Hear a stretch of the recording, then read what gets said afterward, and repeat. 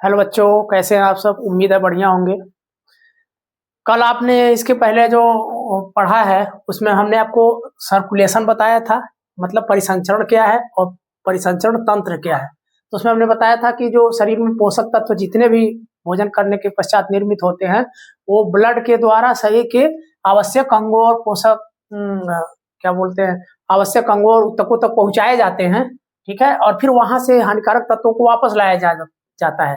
तो इनको कंप्लीट रूप से इनको परिवहन तंत्र कहा जाता है। परिवहन जिसमें क्या होता है कि 3 पार्ट होते हैं। अगर हम परिवहन तंत्र की बात करें तो हमने आपको बताया था कि पहला होता है ब्लड होता है, दूसरा होता है ब्लड वेसल मतलब रक्त वाहिनियां, और तीसरा होता है हार्ट। ये 3 पार्ट होते हैं। ठीक है, तो अब हम एक एक करके तीनों के बारे में पढ़ेंगे। सबसे पहले हम पढ़ेंगे ब्लड के बारे में। तो आप जान लीजिए कि सबसे पहले ब्लड क्या है। ब्लड, ठीक है।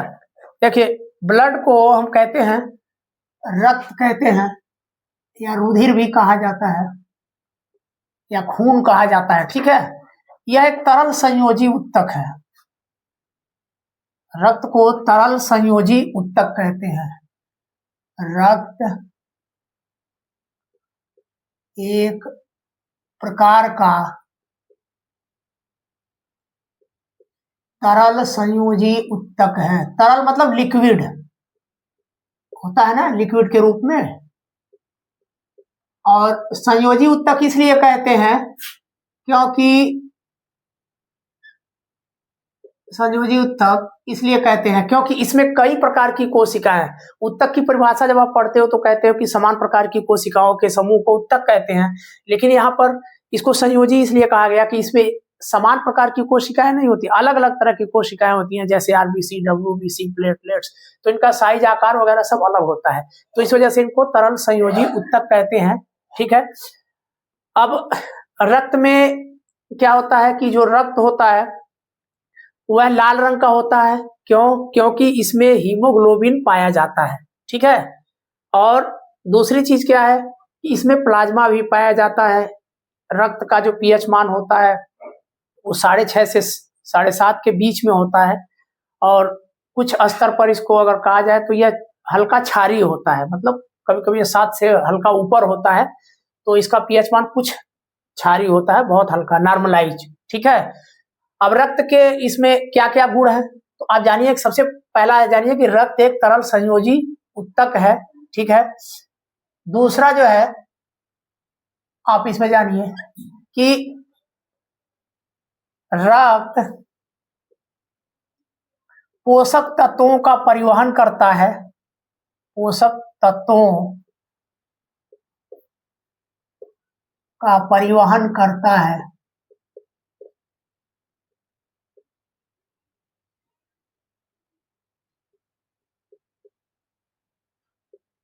ठीक है, इसके अतिरिक्त रक्त क्या करता है, रक्त गैसों का भी परिवहन करता है, मतलब ऑक्सीजन और कार्बन डाइऑक्साइड। ध्यान रखिएगा कि जो ऑक्सीजन होते हैं ना, जो हम सांस में लेते हैं तो फेफड़ों में जब हवा जाती है वायु, तो उसमें फेफड़ों के अंदर जो वायु होती है उसमें से हीमोग्लोबिन, रक्त में उपस्थित हीमोग्लोबिन ऑक्सीजन को एब्जॉर्ब करके ऑक्सी हीमोग्लोबिन बना लेता है। तो वह ऑक्सी हीमोग्लोबिन के रूप में रक्त सेल के अंदर ले आके पहुंचाते हैं, और फिर वहां से कार्बन डाइऑक्साइड को वापस लेके फेफड़ों में छोड़ देते हैं, तो फेफड़े उसको वापस भी कर देते हैं। तो इस तरह से जो रक्त है वो ऑक्सीजन और CO2 का भी परिवहन करता है। तो आप लिखेंगे रक्त O2 तथा CO2 का भी परिवहन करता है।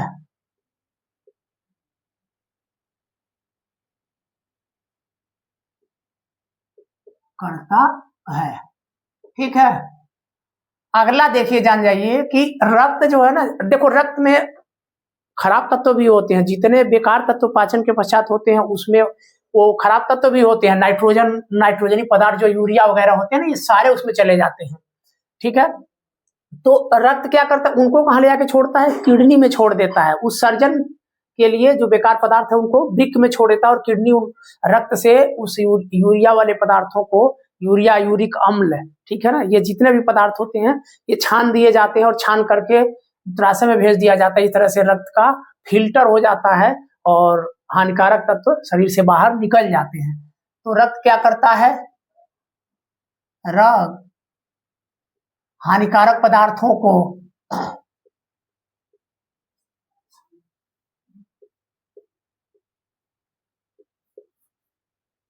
हानिकारक पदार्थों को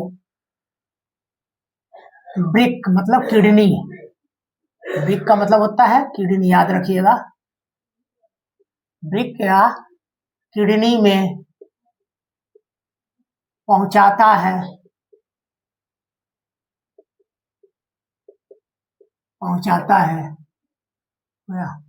जिसे किडनी उत्सर्जन द्वारा शरीर से बाहर कर देती है। उत्सर्जन क्रिया द्वारा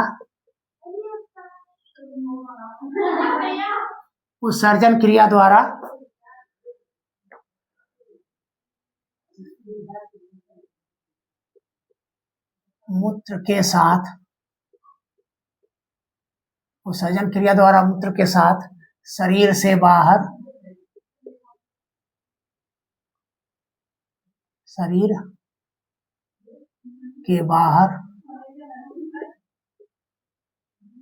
निकाल देती है। ठीक है, तो ये याद रखिएगा।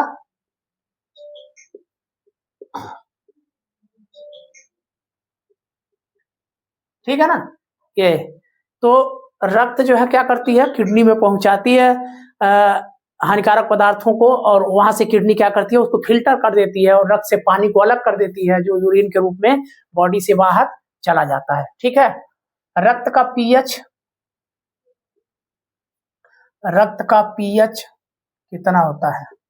रक्त का पीएच लगभग 7.4 के आसपास होता है। मतलब कुछ क्षारीय होता है, ये आसपास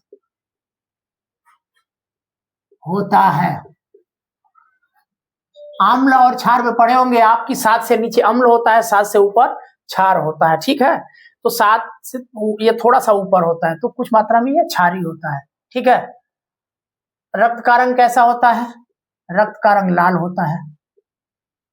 रक्त का रंग लाल होता है। लाल होता है। ठीक है ना। क्यों होता है? क्योंकि इसमें देखो हीमोग्लोबिन पाया जाता है। क्योंकि इसमें हीमोग्लोबिन पाया जाता है।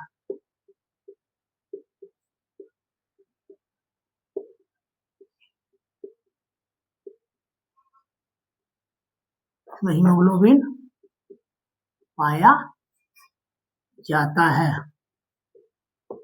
ठीक है ना।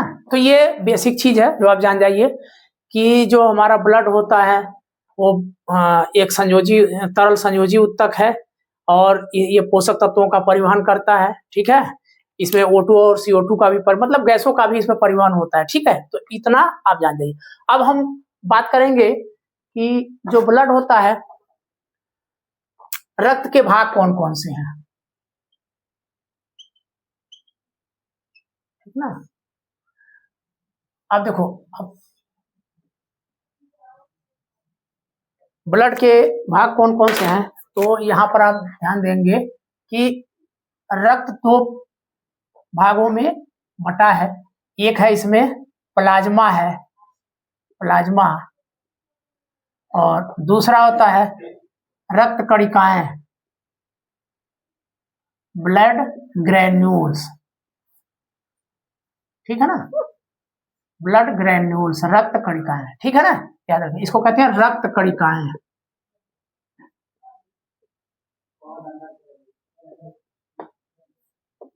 ठीक है, और यह प्लाज्मा।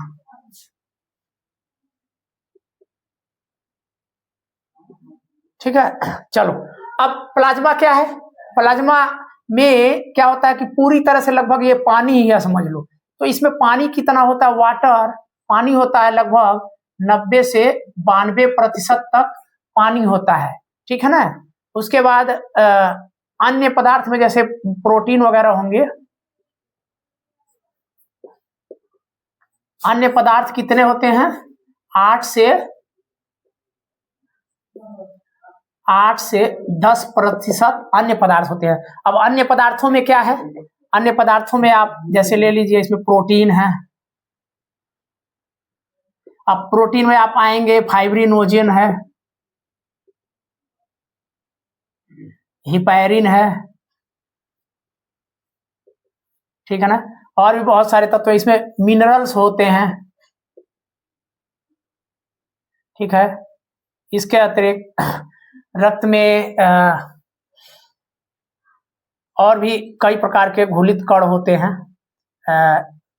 साल्ट्स होते हैं, कुछ लवणस भी होते हैं, ठीक है ना, साल्ट्स फ्लावर्स होते हैं। ये सारे तत्व जो है ये होते हैं रक्त के अंदर, यानी प्लाज्मा जो है उसमें पाए जाते हैं, ठीक है। अब रक्त कणिकाओं की बात करें तो रक्त कणिकाओं में आपको मैंने बताया था कि जो रक्त कणिकाएं हैं वो 3 भागों में बटी हुई हैं। क्या बताया था आपको, पहला था आरबीसी, दूसरा डब्ल्यूबीसी और तीसरा प्लेटलेट्स, ठीक है। इसको कहते हैं रेड ब्लड कार्पस्कुलस, ठीक है, और इसको कहते हैं व्हाइट ब्लड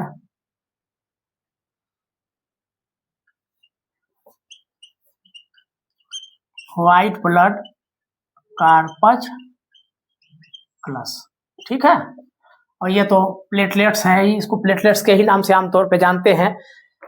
देखो अब आरबीसी की जो मात्रा है, यह इसके गुण क्या है, पहला तो यह है कि यह गुण में बात करेंगे तो यह है पहला, यह लाल रंग का होता है। इसका लाल रंग होता है किस कारण से, हीमोग्लोबिन के कारण से। किस कारण, लाल रंग हीमोग्लोबिन के कारण होता है। दूसरा क्या है कि जो आरबीसी होती है इसका जीवन काल कितना होता है, 120 दिन होता है, 120 दिन, ठीक है। तीसरा है जन्म कहाँ होता है, इसका जो जन्म होता है वो अस्थि मज्जा में होता है, अस्थि मज्जा में, ठीक है। मृत्यु कहाँ होती है, इसकी मृत्यु जो है वो प्लीहा या स्प्लीन में होती है। समझ में आ गया। और इनकी संख्या कितनी होती है, पांचवा है संख्या, मात्रा। इनकी संख्या जो है आपको बताया गया था कि लगभग मान के चलिए 45 लाख से लगभग 55 लाख प्रति ml होता है, ठीक है ना।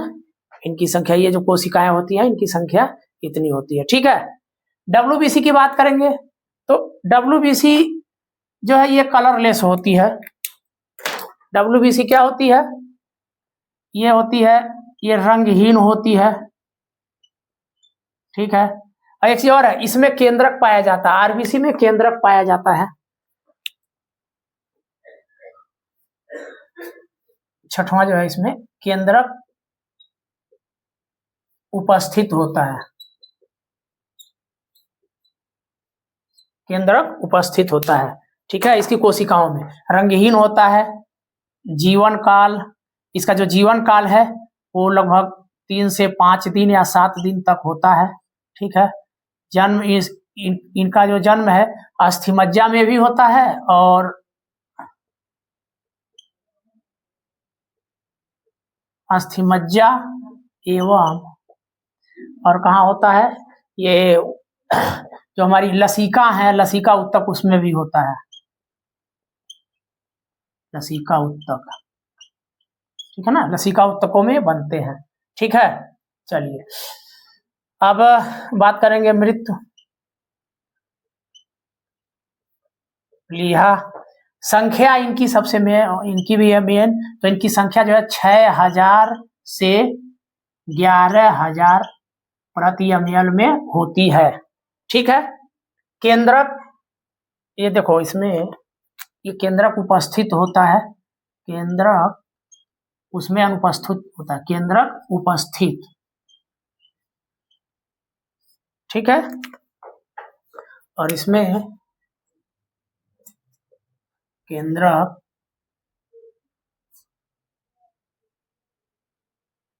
अनुपस्थित। ठीक है, ये होते हैं। अब हम बात करेंगे प्लेटलेट्स की। अब हम डब्ल्यूबीसी के प्रकार भी जान जाते हैं। देखिए डब्ल्यूबीसी के प्रकार कौन कौन से हैं। जो डब्ल्यूबीसी है, देखो इसको ल्यूकोसाइट कहा जाता है। ल्यूकोसाइट इसलिए कहते हैं क्योंकि ये रंगहीन होता है, समझे, रंगहीन, इसमें कलर नहीं होता है, इसमें हीमोग्लोबिन नहीं होता है। तो अब ये दो तरह की कोशिकाएं होती हैं डब्ल्यूबीसी में। एक होती है ए ग्रेनुलस, ए ग्रेनुलस, इसको कहते हैं अकणकीय। ठीक है, और दूसरा होता है ग्रेन्यूलस,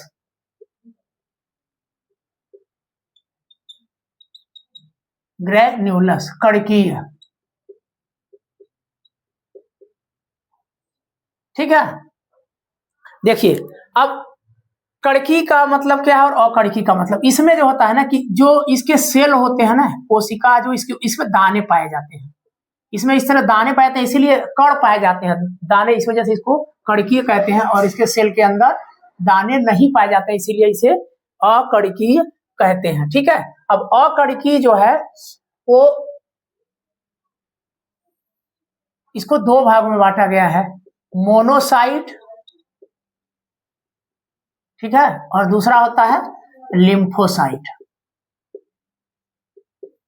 ठीक है, मोनोसाइट और लिम्फोसाइट, ये दोनों प्रबल मारक कोशिकाएं हैं। ठीक है ना, ये प्रतिरक्षा कार्य करती हैं। इनका जो काम है वो क्या है, प्रतिरक्षा कार्य, मतलब ये हमारे शरीर को रोगों से बचाती हैं, दोनों प्रतिरक्षा कार्य करती हैं, और ये रोगाणुओं का भक्षण भी करती हैं, मतलब रोगाणुओं को नष्ट करती हैं, नष्ट करती है। ठीक है ना, ये भी वही करती है,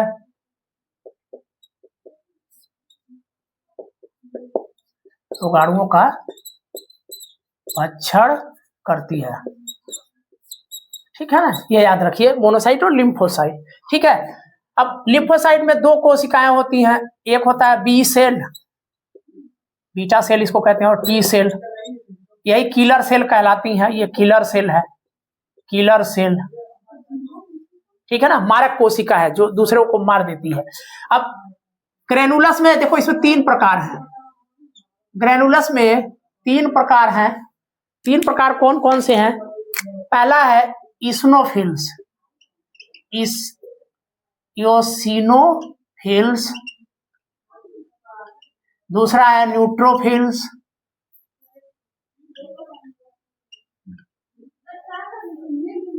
तीसरा है बैसोफिल्स। ठीक है ना, इस्नोफिल्स, न्यूट्रोफिल्स और बैसोफिल्स। ठीक है, ये तीन कोशिकाएं जो होती हैं कणकीय होती हैं। जैसे एलर्जी वगैरह किसी को होता है तो उसमें अगर जांच कराते हैं तो ये इस्नोफिल्स बढ़ जाते हैं। ठीक है, तो इसमें उसको कहते हैं इस्नोफिलिया हो गया है। ठीक है, इसी तरह से न्यूट्रोफिल्स, ये भी प्रतिरक्षी कोशिकाएं जो हमारे शरीर को रोगों से बचाती हैं और लगातार लड़ती रहती है। ठीक है, देखिए इसकी जो संख्या होती है ना, ये 1.5 लाख, 1.5 लाख से कितनी होती है, 4.5 लाख तक होती है प्रति ml ब्लड में, 4.5 लाख होती है। यह क्या करता है, जो इसका जो कार्य क्या है, यह भी रक्त का थक्का जमाता है, रक्त का थक्का जमाता है, जमाने में सहायता करता है, सहायता करता है। ठीक है ना। इसका जीवन, इसका जो लाइफ है वो कितना दिन होता है, लगभग 2 से 5 दिन होता है। इसका 2 से 5 दिन इसका जीवन होता है। रक्त का थक्का भी जमाता है और साथ में ब्लड सर्कुलेशन में भी सहायता करता है, मतलब ये रक्त परिवहन में भी सहायता करता है, सहायक। ठीक है बेटा, तो ये जान जाइए कि ये प्लेटलेट्स के बारे में बेसिक जानकारी है। ठीक है, ऊपर के कक्षाओं में आप बहुत डिटेल में इन सारे के बारे में पढ़ेंगे। ठीक है, इतना आज के लिए काफी है, अगली बार फिर मिलते हैं। धन्यवाद, थैंक यू।